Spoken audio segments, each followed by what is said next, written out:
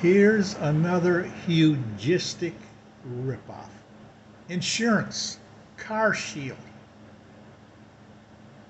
These people are not going to fix anything on your car. They're going to have an excuse why they can't pay for it. And you're going to be able to do nothing about it. Who are you going to complain to when they will not fix your car? They say, because of this clause here, it doesn't qualify for insurance. Who are you going to complain to?